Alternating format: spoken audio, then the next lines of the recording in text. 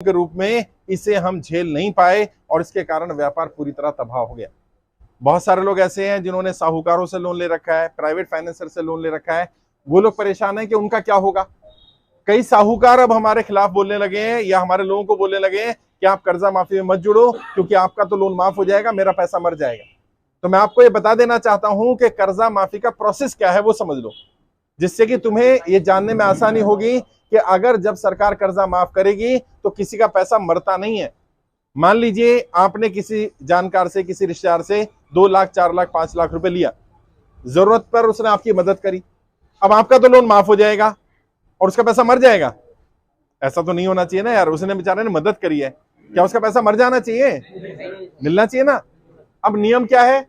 नियम यह है कि सरकार जब लोन माफ करती है तो जिसने पैसा लिया होता है उसका तो लोन माफ हो जाता है और जिससे लिया होता है उसका पैसा सरकार उसको दे देती है। जैसे 2 बार किसानों का लोन माफ हुआ, 1991-92 में लोन माफ हुआ, उसके बाद 2008 में माफ हुआ। अभी भी कई राज्यों ने कई जगह 1 लाख रुपए, कई जगह 2 लाख रुपए लोन माफ किया किसानों का। अब किसानों का तो लोन माफ हो गया, बैंक का पैसा डूब जाए तो बैंक डूब जाएगा, बैंक बंद हो जाएगा। तो क्या करा सरकार ने? सरकार ने बैंक का पैसा दे दिया और किसान का लोन माफ हो गया। तो पहली बात तो जब सरकार लोन माफ करती है तो किसी का पैसा डूबता नहीं है, ये बात समझनी है। दूसरा, अगर आपने किसी से पैसा लिया, कैसे साबित होगा आपने पैसा लिया या उसने दिया है? आपके पास कोई ना कोई प्रूफ होना चाहिए, रिटर्न में कोई ना कोई इंफॉर्मेशन होनी चाहिए। अगर आपने प्राइवेट फाइनेंसर से पैसा लिया, ब्याज पर पैसा लिया है, तो अगर आप उसका ब्याज उसको दे रहे हैं तो कोशिश करिए 1-2 किस्त ब्याज की उसके अकाउंट में डाल दीजिए, पेटीएम में डाल दीजिए। आपके पास कोई डिटेल होनी चाहिए, क्योंकि कल जब सरकार बुलाएगी तो कहीं ऐसा ना हो व्यक्ति झूठ बोल दे, आपको 2 लाख रुपए दिया और आपको बोले 10 लाख रुपए दिया है। आप कैसे साबित करोगे? और रूल है उसके भी, 2% से ज्यादा ब्याज कोई नहीं ले सकता। मासिक 2% और सालाना 24% ज्यादा ब्याज नहीं हो सकता है। और अगर उसके पास लैंडिंग का लाइसेंस नहीं है, यानी उसके पास लाइसेंस नहीं है, तो वो उधार नहीं दे सकता पैसा। अगर कोई प्राइवेटली ऐसा काम करता है तो वो इलीगल माना जाएगा। आरबीआई की गाइडलाइंस है, आरबीआई कहती है कि आपने अगर लोन लिया है तो आपने कोई गुनाह नहीं किया, कोई क्राइम नहीं किया है। अगर मान लीजिए आपने बैंक से लोन लिया, बैंक ने आपको ऐसे लोन नहीं दिया होगा, बैंक ने आपका सिविल चेक किया होगा, आपका रिकॉर्ड चेक किया होगा, आपके डॉक्यूमेंट्स लिए होंगे, तभी बैंक ने आपको लोन दिया ना। अच्छा, जब लोन दिया तो आपकी स्थिति अच्छी होगी तभी लोन दिया। आज स्थिति खराब हो गई, अब बैंक को कोई सपना नहीं आएगा कि यहां मुरादाबाद में एक व्यक्ति ऐसा है जिसकी तब स्थिति अच्छी थी और आज खराब है। बैंक को कैसे पता चलेगा? बैंक को आपको बताना पड़ेगा। बड़े लोगों का लोन जो माफ हो जाता है वो कैसे हो जाता है? जब बड़े लोगों के ऊपर कोई आपदा आती है, वो किस्त नहीं भर पाते हैं या उन्हें कोई दिक्कत आती है, वो दिक्कत आने से पहले ही बैंक में जाकर के अपनी बात कह देते हैं, रिटर्न में दे देते हैं। और बैंक क्या कर सकता है? आरबीआई की गाइडलाइन से समझो इस बात को, 2 बार आप अपने लोन को रीस्ट्रक्चर करा सकते हो। रीस्ट्रक्चर का क्या मतलब होता है? या तो आप अपनी ईएमआई को कम करवा लो या ड्यूरेशन को बड़ा करा लो, ड्यूरेशन को छोटा करा लो। 2 बार कर सकते हो ऐसा। मान लीजिए जब आपने लोन लिया, आपकी स्थिति ठीक थी, आपने 50,000 रुपए महीने की किस्त बंधवा दी, गाड़ी का लोन, घर का लोन, बच्चे की पढ़ाई का लोन, जो भी लोन लिया, लोन कोई सा भी हो। आज आपका व्यापार रह गया आधा, अब आप 50,000 नहीं पे कर पा रहे, 20,000 की आपकी कैपेसिटी है कि मैं 20,000 रुपए दे दूंगा, 30,000 रुपए दे दूंगा। अब आप क्या करो? बैंक में जाओ, बैंक को बोलो भाई मैंने जब लोन लिया था तो मेरी स्थिति ऐसी थी, आज मेरी स्थिति खराब है, मेरे लोन को रीस्ट्रक्चर किया जाए आरबीआई की गाइडलाइंस के हिसाब से। बैंक पूछेगा कितना दे सकते हो आप बोलोगे मैं 20,000 दे सकता हूं। बैंक कहेगा नहीं 20 तो नहीं, मैं 25 कर दूंगा, 30 कर दूंगा, कहीं ना कहीं हो जाएगा। मानो 50,000 से आपका 25,000 हो गई किस्त। अब वो कहेगा जी आपका जो 10 साल बचे हैं वो 10 नहीं देने, आपने 15 देने हैं। कोई बात नहीं, कम से कम डिफॉल्ट नहीं करोगे। क्योंकि एक बहुत बड़ा नेक्सस चल रहा है, वो जानबूझ करके चाहते हैं कि आपकी प्रॉपर्टी, आपका घर, आपकी गाड़ी, जो चीज भी गिरवी रखी गई है, उसे किसी ना किसी रूप में कब्जा कर लिया जाए। एक बहुत बड़ा नेक्सस चल रहा है, बहुत बड़ा एक जाल बना रखा है, आम इंसानों की प्रॉपर्टी को हड़पने का लिए बना रखा है। बैंक मैनेजर भी इसमें इन्वॉल्व है। अभी मैं गया वेस्ट बंगाल, एक व्यक्ति आए 80 साल की उम्र, आकर के रोने लगे मेरे सामने, कहते साहब मैंने 4.5 करोड़ रुपए का लोन लिया था, आज बढ़ा बढ़ाकर उन्हें 6.5 कर दिया और मेरी 15 करोड़ की प्रॉपर्टी बैंक ने कब्जा कर दी। कह रहे मैं कह रहा था भाई मुझे समय दे दो, मैं प्रॉपर्टी बेच करके आपका पैसा भी दे दूंगा, मेरी प्रॉपर्टी बच जाएगी। नहीं सुन रहा है, जबकि क्योंकि आप अवेयर नहीं हो। आरबीआई भी कहता है आप जागरूक बनिए, अपने अधिकारों के बारे में जानिए। आपने लोन लिया और आज आप लोन नहीं चुका पा रहे, इसमें आपकी गलती नहीं है। कोई भी व्यक्ति अपने आप को दोषी ना ठहराए, अपने आप को दोष ना दे, इसमें आपकी गलती नहीं है। इसके लिए सरकार की गलत नीतियां जिम्मेदार हैं और सरकार की गलत नीतियों की सजा अपने आप को नहीं देनी है। सरकार के ही आंकड़े हैं, पिछले 5 वर्ष में 50,000 ज्यादा व्यापारियों ने कर्जे कारण आत्महत्या करी। पिछले 1 वर्ष में 20,000 ज्यादा लोग आत्महत्या कर चुके हैं साहब। और कर्जा क्या है? एक ऐसी बीमारी है, सहा भी ना जाए और कहा भी ना जाए। किसको कहे जा करके? जिसको कहेगा उसके सामने अपनी इज्जत खराब हो जाएगी। और मैं सच्चाई बता रहा हूं, कोई मदद करने नहीं आता साहब। अगर किसी को यह पता चल जाए कि आपकी आज स्थिति खराब है, कोई आपसे रिश्तेदारी नहीं करेगा, रिश्तेदारी बताएगा नहीं, आपके साथ खड़ा नहीं होगा। ये दुख की बात है। जबकि सरकारों को हम टैक्स देते हैं, सरकारों को अलग अलग तरह से मदद करते हैं, व्यापारी रोजगार देकर के सरकारों की मदद करता है। सरकारें जिन्हें रोजगार नहीं दे पाती, उन्हें व्यापारी रोजगार देता है। अगर आप छोटा मोटा भी व्यापार चलाते होगे तो 2 4 5 लोगों को नौकरी पर रखा होगा आपने, आपके पास ड्राइवर होगा, काम करने वाले लोग होंगे। आप सरकार के लिए जीएसटी कलेक्ट करके दे रहे हैं। आज जब आपकी स्थिति अच्छी है तो सरकार टैक्स भी मांगती है, इनकम टैक्स भी मांगती है, जीएसटी मांगती है। जब स्थिति खराब हो गई, सरकार कोई मदद करने नहीं आती। क्यों नहीं आ पा रही? 2 कारण। एक तो हमारी बात सरकार तक पहुंचाने वाला कोई मीडियम नहीं है। जैसे बड़े लोगों की बात पहुंच जाती है, आम इंसानों की बात कोई नहीं पहुंचा पा रहा। इसलिए मैंने तय क्या किया, मैं आप सबकी बात सरकार तक पहुंचा रहा हूं। जिन लोगों ने भी फॉर्म भरा है उन सभी का रजिस्ट्रेशन नंबर मिलेगा। उन सबकी फाइल या तो वित्त मंत्रालय भेजी गई है या पीएमओ भेजी गई है। मैं आपको आज रजिस्ट्रेशन नंबर देकर के जाऊंगा ताकि आपको पता रहे कि मेरा रजिस्ट्रेशन नंबर ये है। अगर बैंक से कम्युनिकेशन करना है तो बैंक में वो नंबर बताना कि जी मेरी वित्त मंत्रालय में फाइल गई है, ये मेरा नंबर है। जब तक वहां से जवाब नहीं आता तब तक कम से कम मुझे परेशान मत करो। फिर भी किसी का कोई नोटिस आया हो, बैंक से नोटिस आ जाते हैं। कईयों का चेक बाउंसिंग का केस चल रहा है, 138 का नोटिस आया होगा। किसी तरह का भी कोई लीगल नोटिस आया, बैंक से आया, कोर्ट से आया, वकील से आया, उस नोटिस के बारे में भी जान लो। 3 तरह के नोटिस जनरली बैंक से आते हैं। पहला नोटिस आता है अक्सर बैंक से। कैसे पता चलेगा बैंक का नोटिस है? बैंक का नाम लिखा होता है ऊपर। अगर नोटिस पर बैंक का नाम लिखा है, बैंक की मोहर है, बैंक का लोगो लगा हुआ है, जिस बैंक से आपने लोन लिया है, यानी वो नोटिस बैंक से आया है। अगर उस पर एडवोकेट लिखा हो, हिंदी में वकील लिखा हो, अधिवक्ता लिखा हो, तो इसका मतलब ये वकील का नोटिस है। अगर उसमें लिखा हो अदालत, न्यायालय, कोर्ट, तो वो कोर्ट का नोटिस है। जवाब कैसे देना है? बैंक के नोटिस के जवाब के लिए किसी वकील की जरूरत नहीं होती। बैंक का नोटिस का जवाब आप डायरेक्ट दे सकते हैं, रिटर्न में दे सकते हैं। वकील के थ्रू देना चाहे तो भी दे सकते हैं, लेकिन डायरेक्ट दे सकते हैं। वकील का नोटिस अगर आ गया तो आप कोशिश करो किसी वकील के थ्रू जवाब दिलवाओ, क्योंकि वकील लीगल टर्म समझेगा, क्या क्या केस बन सकता है, कौन सी धाराएं बन सकती है। वकील जवाब देगा और आपकी जैसी स्थिति बनी है वो सारी स्थिति उसमें लिखेगा। अगर आया नोटिस कोर्ट से, तो चाहे लोक अदालत का नोटिस हो या किसी और कोर्ट का नोटिस हो, कोर्ट के नोटिस पर खुद जाओ।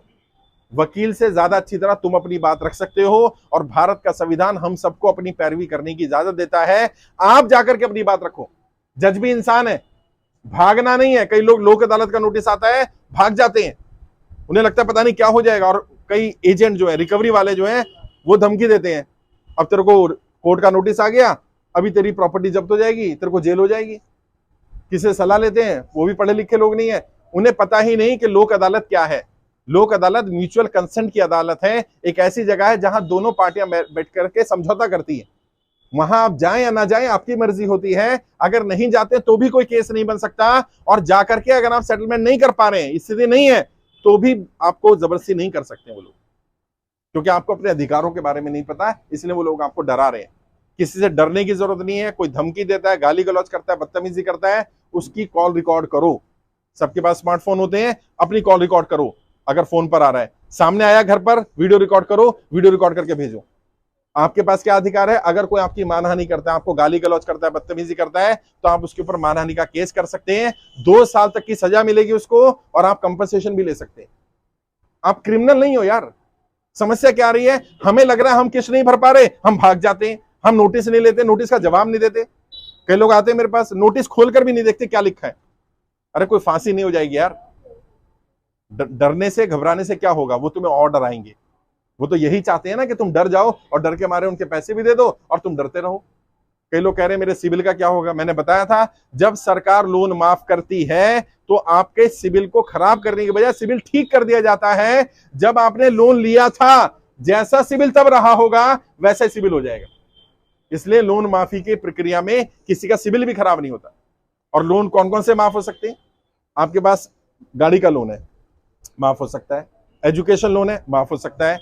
किसान क्रेडिट कार्ड का लोन है, माफ हो सकता है। आपने किसी साहूकार से लिया, किसी रिश्तेदार से, किसी जानकार से लिया, बैंक की सीसी लिमिट है, ओडी लिमिट है, कोई बिजनेस के लिए लोन लिया है, पर्सनल लोन लिया है, क्रेडिट कार्ड का अमाउंट है, किसी तरह का भी आउटस्टैंडिंग है, सब सेटलमेंट भी होता है, सब माफ भी हो सकते हैं।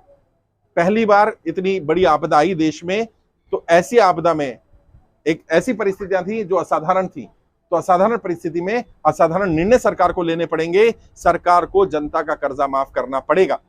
और मैं कोई नई मांग नहीं कर रहा, दुनिया के कई देशों ने कोरोना के कारण, बाकी आपदा आने के कारण जब जनता परेशान होने लगी तो उन्होंने बहुत लोन माफ किए।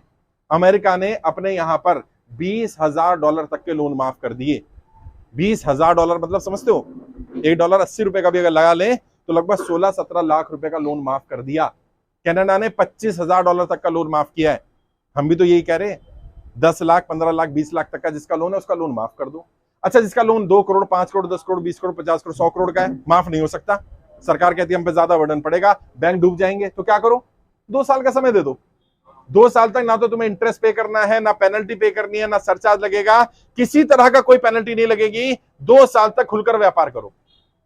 और मैं जितने भी व्यापारियों से मिला उनसे जब मैं पूछता हूं कि अगर आपको 2 साल का समय मिल जाए, तो ज्यादातर लोग कहते हैं सब 2 साल तो बहुत ज्यादा है, 1 साल का भी समय मिल गया तो हम उबर जाएंगे। प्रॉब्लम क्या, बैंक समय देने को तैयार नहीं है। तो आप क्या कर सकते हो, 2 बार तो लोन को रिस्ट्रक्चर करा सकते हो। एक होता है लीन पीरियड। लीन पीरियड समझो क्या है, अमीरों को मिलती है सारी फैसिलिटी। लीन पीरियड क्या होता है, ऐसा समय जिसमें आप किसी कारण से आर्थिक स्थिति खराब होने के कारण किस्त नहीं भर पा रहे हैं, उसको लीन पीरियड कहा जाता है। कितने समय तक हो सकता है, 6 महीने से लेकर 2 साल तक का समय हो सकता है, डिपेंडिंग अपॉन कि आपकी बैंकिंग कैसी रही है। आपका अगर पुराना बैंक से ट्रैक अच्छा रहा हो, जिसने लगातार ईएमआई भरी हो और उसकी आर्थिक स्थिति खराब होने से पहले, ईएमआई बाउंस होने से पहले उसने बैंक को सूचित कर दिया हो, तो बैंक आपको वो लीन पीरियड दे सकता है। 6 महीने से लेकर के 2 साल तक का पीरियड दे सकता है, जिसमें 2 फैसिलिटी या 2 कैटेगरी है। एक कैटेगरी है कि मैं इंटरेस्ट पे करूंगा सिर्फ, तो उसमें क्या होगा, जो आपका उस महीने का इंटरेस्ट होगा वो पे कर दो। मान लो आपकी ईएमआई जा रही है 50,000 की, इंटरेस्ट कितना बनेगा उस पर, मुश्किल से 2,500-3,000 रुपए। बैंक कहेगा आप 3,000 रुपए महीना पे करो, बाकी आपको कुछ नहीं पे करना 1 साल तक या 6 महीने तक। दूसरा, आप कह सकते हो मैं इंटरेस्ट भी पे करने की स्थिति में नहीं हूं, तो लीन पीरियड में क्या होगा, आपका इंटरेस्ट इकट्ठा होता रहेगा और जब आप पे करना शुरू करोगे तो वो इंटरेस्ट भी थोड़ा थोड़ा पुराना वाला भी लिया जाएगा। जितने समय के लिए आप ईएमआई के लिए लीन पीरियड लेते हो, उतने ही समय की ईएमआई बढ़ जाएगी। मानो आपने 6 महीने के लिए लिया, 6 महीने पे नहीं करा, तो अगले 6 महीने ऐड होंगे। ऐसा नहीं होगा कि बैंक 2 साल ऐड कर देगा, जैसा कोरोना में किया, मोरेटोरियम दे दिया 3 महीने का। किस्तें पता है कितनी बढ़ा दी, 3 महीने की 12 किस्तें बढ़ा दी, 15 किस्तें बढ़ा दी। ये नहीं कर सकता बैंक।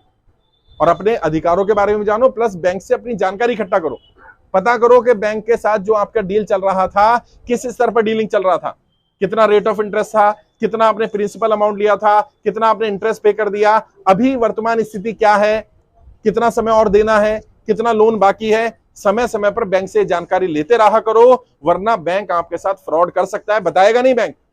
कई लोगों ने बताया मेरी ईएमआई जो थी वो 50,000 थी, 70,000 कर दी। बैंक कहता है जी रेपो रेट बढ़ गया। अरे भाई कितना बढ़ गया, और मेरा इंटरेस्ट रेट फ्लोटिंग था या फिक्स था? अगर आपका फिक्स था तो उसमें तो वैसे ही नहीं कर सकता, फ्लोटिंग में तो फिर भी कम ज्यादा होता रहता है, फिक्स वाले में नहीं चेंज कर सकता है। तो बैंक से जाकर के देखो, और अपना जितना भी रिकॉर्ड अभी तक आपने ईएमआई पे करी है वो भी बैंक से निकलवा सकते हो। बैंक को बोल सकते हो मेरे को अपना पेमेंट रीशेड्यूल चाहिए, या अभी तक का जितना पेमेंट भेजा है मैंने उसका रिकॉर्ड चाहिए, वो भी निकलवा सकते हो। बैंक में जाकर के एप्लीकेशन दो, और कब देनी है, मान लो आपकी नौकरी छूट गई, अब किस्त जा रही है हर महीने, अगले महीने जाएगी नहीं क्योंकि सैलरी नहीं आएगी। अब आपको तो आज ही पता है ना कि अगले महीने नहीं जाने वाली है, तो क्या करो, इससे पहले कि किस्त बाउंस हो जाए बैंक में चले जाओ, और वो जो लेटर है टर्मिनेशन का, नौकरी छूटने का, या जो भी आपके पास प्रूफ है वो लेकर के जाओ, और रिटर्न में लेकर के लेटर लिख करके दो कि ऐसे ऐसे नौकरी छूट जाने के कारण मैंने लोन लिया हुआ है, मैं किस्त नहीं पे कर पाऊंगा, नई नौकरी ढूंढने मुझे 3 महीने 6 महीने का समय लगेगा, इतने समय के लिए मुझे लीन पीरियड दिया जाए। चाहे कोई सा भी लोन हो, अगर आप ये रिटर्न में दे देते हो तो बैंक को अधिकार है कि वो एक्सेप्ट करेगा ही करेगा, माने ना माने अलग बात है। आपकी एप्लीकेशन लेने के लिए बैंक मना नहीं कर सकता। अगर कोई बैंक मना करता है, बैंक की भी वीडियो बना लो, लाइसेंस कैंसिल हो जाएगा। अभी हमने कई बैंकों के मैनेजर्स की नौकरियां छुटवाई हैं, बहुत सारी एनबीएफसी को बंद करवाया है, बहुत सारे रिकवरी एजेंसियां बंद हो गई हैं, क्योंकि प्रॉब्लम क्या है, आपको अधिकार ही नहीं पता।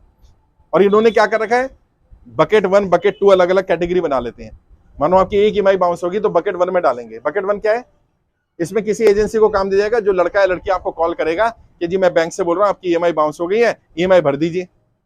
अगर आप 1 महीना और नहीं भरोगे तो बकेट 2 में डाल देंगे। ये क्या होता है? ये थोड़े बदमाश टाइप के, बदतमीज टाइप की एजेंसियां होती हैं, ये गाली गलौज करने लगती हैं। और कई जगह तो ऐसी महिलाओं को बैठा रखा है जो सीधा माँ बहन की गालियां देने लगती हैं। और इंसान आत्महत्या जो कर रहे हैं ना, एक बड़ा कारण यही है। लोग कर्जे के कारण आत्महत्या नहीं कर रहे हैं, कर्जे के बाद ये बदनामी हो रही है, इसके कारण लोग आत्महत्या कर रहे हैं। और मध्य प्रदेश में मैं गया, वहां पता है क्या चल रहा है? वहां पर समस्या ये आ रही है कि लोग साहूकार से पैसा ले लेते हैं और साहूकार कहता है कि अगर आप किस्त नहीं पे कर पा रहे तो अपनी बहन को, अपनी बेटी को, अपनी बीवी को भेजो मेरे पास। बहन बेटियों की इज्जत के साथ खिलवाड़ हो रहा है साहब। समस्या क्या? सरकार को ये सब बातें नहीं पता। कौन बताएगा? आप और हम बता सकते हैं। मैं आपकी लड़ाई लड़ रहा हूं और मैं आपसे फिर वादा कर रहा हूं, जो बार बार मैं बोलता हूं, एक एक व्यक्ति का 1-1 रुपया कर्जा माफ करवाया जाएगा। या तो सरकार को कर्जा माफ करना पड़ेगा, या फिर ऐसी सरकार लेकर के आएंगे जो सबसे पहले जनता कर्जा माफ करे। जो सांसद, जो नेता जनता के साथ नहीं है, अब जनता उसका साथ नहीं देगी। और तुम्हें भी ये काम करना पड़ेगा। जाति धर्म से ऊपर उठना पड़ेगा। हमारी जाति एक ही है, क्या? कर्जे वाले हैं भैया। हमारा धर्म एक ही है, कर्जे वाले हैं। क्योंकि वो करेंगे, तुम्हें धर्म के नाम पर लड़ाएंगे, जाति के नाम पर लड़ाएंगे, तुमने कर्जे पर अड़े रहना है। भैया हमारा कर्जा माफ करोगे, हम आपका साथ देंगे। हमें क्या मिल रहा है? तुम सरकारें बना लेते हो, हमें लड़ा लेते हो, लेकिन हमें क्या मिल रहा है? और हम किसी नेता, किसी पार्टी के विरोधी भी नहीं है। जो जनता का साथ देगा हम उसके साथ खड़े। आपके सभी सांसदों से, देश के 543 सांसद हैं, सभी सांसदों को पत्र भेजे गए हैं। सभी सांसदों से उनकी राय मांगी जा रही है कि वो जनता की कर्जा माफी का साथ है या विरोध कर रहे हैं। जो सांसद कहेंगे हम साथ हैं, उन्हें मैं बता रहा हूं अगला क्या करना है हमें। वो संसद में ये मुद्दा उठाएं। मानसून सत्र आने वाला है, मानसून सत्र में संसद में ये मुद्दा उठना चाहिए। अभी तक 540 में से 6 सांसदों के जवाब आए हैं और हम सबके लिए खुशी की बात यह है 6 के 6 सांसदों ने कहा है जनता का कर्जा माफ होना चाहिए। ये हमारे लिए बड़ी बात है। 6 के 6 सांसदों ने कहा, यानी कि भारतीय की भारतीय की 2-3 बातें और जल्दी से जल्दी बता देता हूं। वो सांसद क्यों कह रहे हैं? अच्छा, उसमें 2 भाजपा के भी सांसद हैं, ऐसा नहीं एक पार्टी के लोग हैं। 2 भाजपा के सांसद हैं, कांग्रेस के सांसद हैं, एनसीपी के सांसद हैं, झारखंड के सांसद हैं, सबने समर्थन किया है। कारण क्या है? क्योंकि उन्हें तुम्हारे बीच में आना पड़ेगा वोट लेने अगले साल, और तुम्हें भी यही काम करना है। वो सांसद जो भी राय देगा उसके पोस्टर लगवाऊंगा तुम्हारे मुरादाबाद में। तुम्हारा सांसद कौन है? एसटी हसन। अगर एसटी हसन साहब ने कहा कि मैं जनता की कर्जा माफी में उनके साथ हूं तो पोस्टर लगवाएंगे, अगर कहा नहीं हूं तो पोस्टर लगवाएंगे, और फिर जनता तय करेगी कि जनता उनके साथ है कि नहीं है। और अभी हम एक डेलीगेशन भी भेज रहे हैं मुरादाबाद में, सांसद जी के यहाँ 100 लोगों को भेजेंगे। तुम में से जो लोग बात रख सकते हो अपनी सांसद के यहाँ, वो जाना। लेटर में दिल्ली से भेज दूंगा, वो लेटर में जाकर के उनके घर बैठ जाना, रिसीविंग लेकर के आना, क्योंकि जनप्रतिनिधि के नाते उनका अधिकार बनता है वो अपने क्षेत्र की जनता की समस्या के समर्थन में आगे आए। लेटर में यही लिखा है कि सांसद जी, मुरादाबाद में इतने लोग कर्जे के कारण परेशान हैं, क्या आप इनकी आवाज उठाने को सदन में तैयार हो कि नहीं हो? और उठानी चाहिए सदन में बात। मैं अपने लिए लड़ाई नहीं लड़ रहा, मुझ पर कर्जा नहीं है। हरप्रीत जी है हमारी टीम में, राष्ट्रीय उपाध्यक्ष, इन पर कर्जा नहीं है। राजीव जी है राष्ट्रीय अध्यक्ष कर्जा मुक्ति अभियान के, इन पर कर्जा नहीं है। राहुल पार्चा जी हैं राष्ट्रीय उपाध्यक्ष, इन पर कोई कर्जा नहीं है। हमारी टीम के जितने साथी, हम में से किसी पर कोई कर्जा नहीं है। हम आप लोगों की लड़ाई लड़ रहे हैं, क्योंकि अपने लिए तो यार जानवर भी जी लेते हैं। अपने लिए खाना खाना, बच्चे पैदा करना, पढ़ाई लिखाई करना, फिर मर जाना, ये जीवन नहीं है। जीवन वो है जो किसी की मदद कर सके, किसी काम आ सके। और आप लोगों की दुआ से पिछले लगभग 10-11 महीने में 20,000 ज्यादा लोगों को हम आत्महत्या करने से बचा चुके हैं। ये बहुत बड़ी बात है। जहां भी जाता हूं मैं, कुछ लोग मिल जाते हैं, कहते साहब आज जिंदा हूं तो सिर्फ आपकी वो वीडियो देख ली थी, ये समझ में आ गया कि मेरी गलती नहीं। अभी तक तो मैं अपने आप को दोष दे रहा था, और ये जो मिलने का कार्यक्रम करा इसका भी पर्पस है। अभी तक व्यक्ति को क्या लगता है मैं अकेला हूं, पता नहीं कोई है नहीं है, पता नहीं किसी को पता है कि नहीं है, पता नहीं कौन कर्जे में परेशान है, मैं अकेला ही तो नहीं हूं। जब इतने लोग आकर के मिलते हैं और जब आपस में बातचीत करते हैं, आज तुम्हारा व्हाट्सएप ग्रुप भी बना दूंगा, एक आपस में कनेक्ट रहो। और देखो यहाँ 70-80 लोग हो, अगर मानो किसी एक के यहाँ, भाई के यहाँ कोई आया परेशान करने, रिकवरी वाला, सब पहुंच जाओ। हिम्मत नहीं होगी दोबारा आ जाए। इकट्ठे रहना पड़ेगा, अपनी लड़ाई नहीं लड़नी, सबकी लड़ाई लड़ो। मैं यही कर सकता था, मैं तुम्हें जोड़ सकता था, जोड़ दिया मैं तुम्हें। जुड़े रहना। कोई जाति की बात करे, धर्म की बात करे, तुम तुरंत बोलना कर्जा माफ कर रहा है क्या। कई लोगों ने मुझसे कहा कि जी आप तो भाजपा के विरोधी हो। मैंने अच्छा एक काम करो, सबसे पहले भारतीय जनता पार्टी के समर्थकों को कर्जा माफ कर दो। इस पर भी नाराज होते हैं, कहते नहीं नहीं ऐसे क्यों। मैंने, तुम तो कह रहे हो मैं विरोधी हूं, मैं विरोधी नहीं हूं। सच्चाई तो पता चले कि जो तुम्हारा वोट ले रहे हैं, जो तुम्हारे नाम पर कुर्सी पर पहुंच जाते हैं, वो तुम्हारे अपने हैं भी कि नहीं है। और जब वित्त मंत्रालय में हम लोग जाते हैं, हमारी टीम जाती है ना, शुरू शुरू में तो वो हमें इंपॉर्टेंस नहीं दे रहे थे। कारण पता क्या था, संख्या कम थी, 10,000 लोग थे ना यार। 10,000 क्या होते हैं यार। अच्छा जब संख्या हो गई 20,000, थोड़ा दबाव पड़ा। संख्या हो गई 50,000, और दबाव पड़ा। आज पता है कितने, 3,60,000 लोग जुड़ गए हैं। और आपके मुरादाबाद में 7,000 लोग जुड़े हुए हैं। सोचिए 7,000। अगर ये 7,000 लोग इकट्ठे हो जाए ना, अभी समस्या क्या, बहुत सारे लोग घर से निकल नहीं रहे। मैंने कहा ना डर है। एक व्यापारी हैं आपके ही मुरादाबाद के, उनसे बात हो रही थी अभी 3-4 दिन पहले। उन्होंने कहा सर 13 करोड़ 14 करोड़ का कर्जा है, सबके सामने नहीं आ सकता। सब मुझे जानते हैं, लोगों को पता चल जाएगा। मैंने भाई साहब जिस दिन घर कुड़की हो जाएगा, जिस दिन फैक्ट्री पे कब्जा हो जाएगा, तब भी तो सबको पता चल जाएगा ना। उस मनुष्य दिन का इंतजार क्यों कर रहे हो भाई। करें नहीं, सारे जानते हैं, फिर मार्केट में बदनामी हो जाएगी। मैंने बदनामी से डरोगे तो ये कर्जा कभी माफ नहीं होगा, ये फांसी का फंदा बन जाएगा। सामने आना पड़ेगा भाई। देखो बाबा साहब अम्बेडकर ने भी कहा था, कीमत चुकानी पड़ेगी तुम्हें। चुप रहने की कीमत भी चुकानी पड़ेगी, बोलने की कीमत भी चुकानी पड़ेगी। बोलने की कीमत सिर्फ तुम्हें चुकानी है, चुप रहने की कीमत तुम भी चुकाओगे और तुम्हारी आने वाली पीढ़ियां भी चुकाएंगी। इसलिए बोलो। अगर किसी का नोटबंदी के बाद व्यापार बंद हुआ तो बोलिए। अगर किसी का नोटबंदी, जीएसटी, लॉकडाउन के कारण व्यापार बंद हुआ, नौकरी छूट गई, ये बात बोलनी पड़ेगी। कब तक घुट घुट के जीते रहोगे। और एक सरकार के मंत्री, मैं नाम नहीं लूंगा, उन्होंने पता क्या कहा, कहते हैं भारत की अर्थव्यवस्था पर लॉकडाउन का या कोरोना का असर ही नहीं पड़ा। अरे कौन सी दुनिया में जीरो यार। किसी भी मार्केट में जाकर के पूछ लो व्यापारी से कि व्यापार कितना था और कितना रह गया। भाई साहब 10% भी व्यापार नहीं रहा है। मैं चांदनी चौक मार्केट में गया, दिल्ली की सबसे बड़ी मार्केट है चांदनी चौक, आप भी जाते होंगे, होलसेल मार्केट है। व्यापारी रो रहे हैं।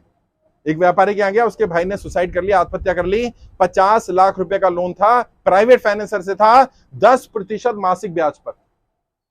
अब जो व्यापारी वो समझेगा, 50 लाख रुपए अगर आप ब्याज पर ले लो 10% पर महीने का, 5 लाख रुपए महीना कहां से दे देगा यार। मरना ही था उसको। और कहते वो साहूकार लोग इतना बदतमीजी करते हैं, इतना कि घर आ जाएंगे, बैठे रहेंगे 2-2 घंटे, क्योंकि उनका तो कंट्रोल है। और ज्यादातर ये जो रिकवरी वाले या साहूकार लोग काम कर रहे हैं ना, इनके पीछे भी कोई ना कोई नेता मिलेगा, तुम्हें देख लेना, क्योंकि बिना पॉलिटिशियन की मदद के काम हो नहीं सकता। लेकिन वो क्यों कर पा रहे हैं, क्योंकि तुम अकेले हो, उन्हें तुम अकेले दिखते हो। जब इतने दिखोगे उनकी हिम्मत नहीं आएगी। और कई लोगों ने आपने केंद्र खोल रखा होगा, कर्जा मुक्ति केंद्र खोलो, निःशुल्क है वो भी। मेरी ईमेल आईडी है freekmkindia@gmail.com, उस पर मेल कर दोगे, आपको बैनर आ जाएगा। कुछ मत करो, बैनर का प्रिंट निकाल के घर पे लगा लो, दुकान पे लगा लो, गाड़ी पे लगा लो। मैंने देखा उसका असर इतना है कि लोग कम से कम बदतमीजी नहीं करते, गाली गलौच नहीं करते। और जब कोई रिकवरी वाला आ रहा है, आ सकता है आपके घर पे, अधिकार है उसका। जैसे आए तुरंत 3 डॉक्यूमेंट पूछ लो। सबसे पहला आई कार्ड। बिना आई कार्ड के आप उसे जानकारी भी नहीं देंगे। आई कार्ड होना जरूरी है। अगर उसने आई कार्ड दिखा दिया तो आई कार्ड उसी बैंक का होना चाहिए जिस बैंक से आपने लोन लिया। अगर वो कहता नहीं जी मेरी कंपनी को दिया काम, रिकवरी एजेंसी को, कोई बात नहीं, रिकवरी एजेंसी का आई कार्ड दिखा दिया। अब तुझे जो वर्क ऑर्डर मिला उसका लाइसेंस दिखा तेरे को। और डीआरए का एक सर्टिफिकेट होता है, डेप्ट रिकवरी एजेंट, उसके लिए कोर्स करना पड़ता है, सर्टिफिकेट लेना पड़ता है, उस सर्टिफिकेट की कॉपी मांगो। अगर आपके घर आया तो विजिटिंग के लिए उसको एक परमिशन लेनी पड़ती है। विजिट का परमिशन लेटर दिखाओ कि मेरे घर विजिट करने की आपको परमिशन मिली। मैं कैसे मान लूं, कोई भी बैंक में 1000 एम्प्लॉय है, सभी मेरे घर आते रहेंगे, ऐसे थोड़ी चलेगा। किसको विजिट की परमिशन दी है। अगर तुम इतना पूछ लोगे तो दोबारा वो तुम्हारे साथ बदतमीजी नहीं कर सकता। वो ये सब क्यों कर रहा है, क्योंकि उसे पता है तुम्हें अपने अधिकार नहीं पता। उसे मालूम है तुम्हारे साथ कुछ भी कर लेंगे, जबरदस्ती कर लेंगे, तुम चुपचाप बैठ जाओगे, क्योंकि तुम्हें लग रहा है तुमने गुनाह कर दिया कर्जा लेकर। कोई गुनाह नहीं किया, कोई गलती नहीं करी। खुद भी फॉर्म भरो, कम से कम 100 लोगों के फॉर्म भरवाओ। मैं यहां आ गया, मैं तुम्हारे मोहल्ले में नहीं आ सकता, मैं तुम्हारी गली में नहीं आ सकता। तुम जा सकते हो अपनी गली में, अपने मोहल्ले में जाकर के लोगों को बताना शुरू करो, देश में निःशुल्क कर्ज मुक्त भारत अभियान चल रहा है। और पूरी तरह निःशुल्क है, किसी से 1 रुपया नहीं लिया गया होगा, लिया भी नहीं जाएगा। मैं आपसे वादा कर रहा हूं, मैं आपसे कर्जा मुक्ति के लिए फॉर्म भरने के नाम पर, ट्रेनिंग रजिस्ट्रेशन नाम पर, ना मैं और ना मेरी टीम 1 रुपया भी कभी नहीं लेगी। और अगर कोई पैसा मांग ले तुरंत उसकी पुलिस में कंप्लेंट कर देना, बोलना सर बोल के गए थे हमारा अभियान फ्री है, हम पैसे नहीं देंगे इसके लिए। क्योंकि कई लोग बदनाम भी करने की कोशिश कर रहे हैं कि 10-10 रुपए ले लो फॉर्म भरवाने के नाम पर। 1000 लोगों के फॉर्म भरवा दिए, 10,000 रुपए हो गए हमारे। भाई मैं अपनी जेब का पैसा लगा दूंगा, जितना मेरे पास है मैं उतना खर्च कर दूंगा। मैं लोगों की सेवा करने के लिए काम कर रहा हूं, बाकी आपकी लड़ाई के लिए हर जगह जा रहे हैं। अभी आपने देखा होगा जंतर मंतर पर हमने कार्यक्रम करा, हजारों की संख्या में लोग थे साहब, हजारों की संख्या में। और उस कार्यक्रम के बाद सरकार पर थोड़ा सा दबाव पड़ा है। 30 जून तक का समय हमने सरकार को दे दिया है। वहां पर जितने लोग आए थे सबसे राय ली गई, सबने कहा कि सर समय दे दो 30 तारीख तक का, इस महीने की यानी जून चल रहा है, 30 तारीख तक का समय है सरकार के पास। तो मुझे उम्मीद है कि 30 तारीख से पहले पहले सरकार कोई बड़ा निर्णय शायद ले सकती है। तो अपनी, अगर मानो सरकार ने निर्णय ले लिया तो सरकार क्या करेगी? सरकार हमें बात नहीं करेगी, मैं सरकार को भी जानता हूं, सरकार डायरेक्ट तुमसे बात करेगी। तुम्हारी जानकारी भेज रखी है, कोई बात नहीं। अगर कोई सरकार का व्यक्ति आ जाए, कोई फोन आ जाए, कोई मेल आ जाए, कोई कॉल आ जाए, आराम से बात करना। जो तुम्हारी स्थिति है बता देना, सच बोलना। अगर तुम झूठ बोलोगे वो इंक्वायरी कर लेंगे, पकड़े जाओगे। जो है सच बता दो। और बेहतर क्या रहेगा, आपके साथ क्या क्या गुजरी उसको एक पेज पर, एक पन्ने पर, हिंदी में, इंग्लिश में, जिस भाषा में जानते हो उसमें लिख करके रखो। क्योंकि सरकार जब बुलाएगी या सरकार के अधिकारी आएंगे, 1 मिनट से ज्यादा समय नहीं लगेगा। वो आपसे तुरंत बोलेंगे जल्दी बताओ, आप बता नहीं पाओगे, आप तुरंत पर्चा दे दोगे, भाई साहब ये है। और क्या लिखना उसमें, आपके साथ क्या बीती, पहला एक पैराग्राफ, 2 पेज 3 पेज में, कि नोटबंदी के कारण ये हुआ, ये दिक्कत आई, इसलिए मेरा व्यापार बंद हो गया, नौकरी छूट गई, जो भी हुआ, जीएसटी, लॉकडाउन, जो भी हुआ। दूसरा, अब आपकी स्थिति क्या है, किस पर पे कर पा रहे हो कि नहीं पे कर पा रहे हो, भर पा रहे हो लेकिन दिक्कत आ रही है, नहीं भर पा रहे हो, घर में कमाने का कोई और साधन है कि नहीं है, उसके बारे में लिखो। और तीसरे कॉलम में लिखो, तीसरे पैराग्राफ में, सरकार से क्या मदद चाहिए, ये जरूर लिखना। क्योंकि उन्हें पता नहीं चलेगा तुम चाहते क्या हो। क्या मदद मांग सकते हो, या तो बोलो भाई मेरा लोन माफ कर दे, पहला लाइन तो यही लिखनी है सबने कि मेरा लोन, जैसे अमीरों का लोन माफ किया जाता है, मेरा भी माफ कर दो। गौतम अदानी जी का 12,770 करोड़ रुपए का लोन अंडरराइट किया गया है, ऐसे मेरा लोन भी अंडरराइट कर दो। अगर नहीं माफ कर सकते तो दूसरा क्या कर सकते हो, कम से कम 2 साल का समय, सभी लोग 2 साल ही लिखना। तो पता चला एक ने लिख दिया 6 में रह दे दो, एक ने लिख दिया 1 साल दे दो, 2 साल लिखना, चाहे वो समय आपको 1 साल ही दे। सबने ये बोला या तो 2 साल का समय दे दो या फिर मेरा लोन माफ कर दो। और अगर वो भी ना कर पाओ तो कम से कम जो इंटरेस्ट, पेनल्टी, सरचार्ज लगा वो तो हटा दो और मेरे लोन को रिस्ट्रक्चर कर दो, उतना ईएमआई बना दो जितना ईएमआई मैं आराम से पे कर पाऊं। इतना काम सरकार जरूर कर सकती है। मुझे ये विश्वास है कि सरकार जिस भाषा को समझती है वो भाषा उन्होंने सुन ली। सरकार को एक ही भाषा समझ में आती है, भीड़, लोग। जंतर मंतर पर उन्हें लोग दिख गए। यहाँ जितने भी लोग आते हैं, यहाँ LIO भी होगा, लोकल इंटेलिजेंस ऑफिसर आते हैं, पुलिस वाले आते हैं, वो इन्फॉर्मेशन लेकर जाते हैं, सारी जानकारी सरकार तक पहुंच रही है, मैं कहां जा रहा हूं, किस किससे मिल रहा हूं, क्योंकि मैं कुछ गलत नहीं कर रहा। आपने भी कोई गलत नहीं करना। कई लोग कहते हैं हम EMI भरना बंद कर दें, ऐसा मत करना, क्योंकि अगर आपने EMI भरना बंद किया और आपकी स्थिति थी देने की, ये सरकार को आज नहीं तो कल पता चल जाएगा, फिर ये माना जाएगा विलफुल डिफॉल्टर हो। विलफुल डिफॉल्टर मतलब अपनी स्वेच्छा से पैसा होने के बाद भी पैसा नहीं दे रहे हो। अगर EMI भर सकते हो भरते रहो, फॉर्म भर दो कर्जा माफी का। EMI पूरी नहीं भर सकते, पार्ट पेमेंट में भर दो। कल भी जब मैं लाइव आया तो एक व्यक्ति ने कहा कि सर मैं 30,000 नहीं भर सकता, 20,000 भर सकता हूं, तो क्या मैं 20,000 डाल दूं? हाँ डाल दो। किस में डालना? लोन अकाउंट में डालना। 2 अकाउंट होते हैं हमारे, एक हमारा जो बैंक अकाउंट है जिससे EMI कटती है, एक हमारा लोन अकाउंट नंबर होता है। बैंक से जाके लोन अकाउंट नंबर ले लो, लोन अकाउंट नंबर में पैसे डालो। अभी क्या होगा, लोन अकाउंट में आपने अगर पैसा डाल दिया, वो अकाउंट NPA जनरली डिक्लेयर नहीं किया जाता। NPA का मतलब होता है नॉन परफॉर्मिंग एसेट, जिससे कोई कमाई नहीं हो रही। इसमें चाहे कम हो रही है लेकिन कमाई तो हो रही है ना, तो बैंक NPA नहीं करेगा। और बैंक जानबूझकर NPA भी नहीं करना चाहता। कारण क्या है, अगर बैंक अपने ज्यादा अकाउंट NPA कर देगा तो शेयर मार्केट में बैंक की वैल्यू गिर जाएगी, शेयर की वैल्यू गिर जाएगी, तो बैंक भी जल्दी से NPA नहीं करना चाहता। इसका फायदा उठा सकते हो। तो क्या करो, लोन अकाउंट नंबर में थोड़ा थोड़ा अमाउंट डालते रहो। अच्छा जब ज्यादा दे ज्यादा डाल दो। मान लो EMI 30,000 की है, किसी महीने 50,000 आ गया, 50,000 ही डाल दो। अभी 20,000 रुपए तुम्हारा इकट्ठा हो गया, अगले महीने अगर तुम 10,000 भी डालोगे तो तुम्हारा काम चल जाएगा। सिस्टमेटिक काम करो, घबराना नहीं है, डरना नहीं है। बार बार मैं कह रहा हूं थोड़ा समय जरूर लगेगा, लेकिन अब सरकार को इस पर संज्ञान लेना पड़ेगा, क्योंकि अब संख्या बल ज्यादा हो रहा है। शुरू में लोगों को लग रहा था कम लोग हैं। एक अधिकारी ने पता मुझे क्या कहा, कहते इतनी प्रॉब्लम नहीं जितनी आप बता रहे हो। मैंने एक काम करो, आप मेरे साथ चल लो, किसी भी राज्य में चल लो, जो राज्य आपको पसंद हो, लोगों से मिल लो। और मैं कहता हूं चलो मेरे सामने नहीं मिलना, क्योंकि आपको लग सकता है मेरे लोग हैं। आप किसी मार्केट में गुजर जाओ, किसी भी मार्केट में 100 व्यापारियों को इकट्ठा करके उनसे पूछ लो पहले व्यापार कितना था और अभी कितना व्यापार है, वो बता देंगे अपने आप। हाँ, जीएसटी का कलेक्शन बढ़ गया। क्यों बढ़ गया? कारण ये है, जब आप 100 चीजों पे जीएसटी लगाते हो तो कलेक्शन कम होगा। 500 पे लगाओगे तो, अभी तो तुमने खाने पर भी जीएसटी लगा रखा है, दाल चावल चीनी पर भी लगा रखा है। पहले जीएसटी नहीं था, सर्विस टैक्स था। जब मनमोहन सिंह जी सर्विस टैक्स लाए थे, सिर्फ 3 सर्विस पर टैक्स था और बोला था हम इसको बढ़ाएंगे नहीं, और आज 10-15 सर्विस छोड़ दो तो सब पे जीएसटी लगा दिया।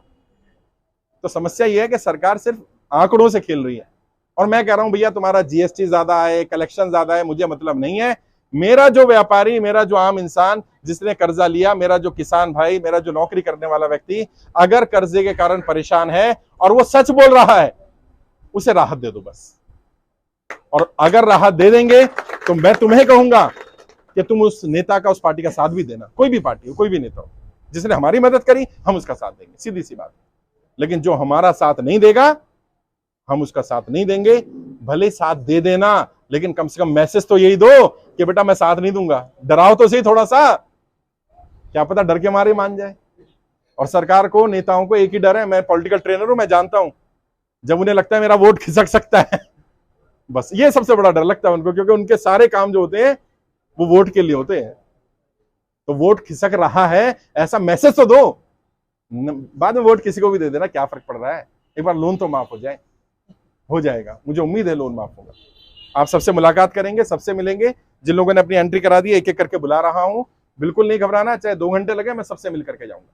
बहुत बहुत शुक्रिया। आप सबसे मिलेंगे, मुलाकात करेंगे।